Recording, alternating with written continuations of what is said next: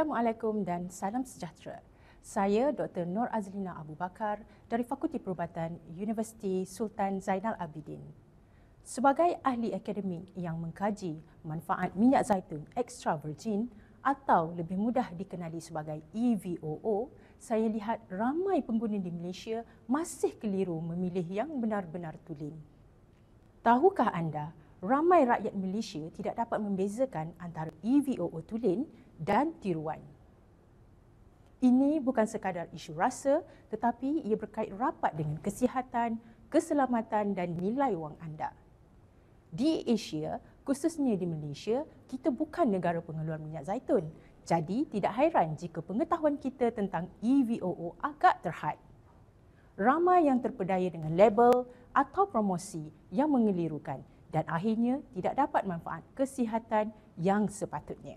Oleh itu, kami bangunkan kursus micro-credential ini untuk memberi anda panduan lengkap memilih EVOO tulen dan berkualiti, memahami khasiatnya berdasarkan bukti kajian saintifik dan menyampaikan maklumat itu dengan tepat dan beretika.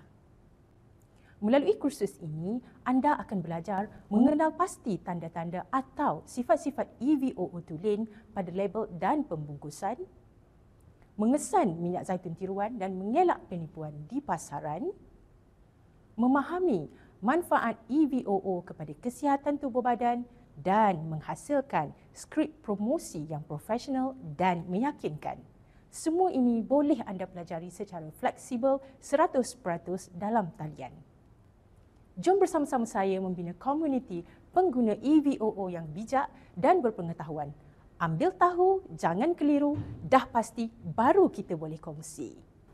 Klik pautan pendaftaran sekarang dan mulakan langkah pertama anda untuk membuat pilihan EVOO yang tepat demi kesihatan, keyakinan, masa depan yang lebih baik.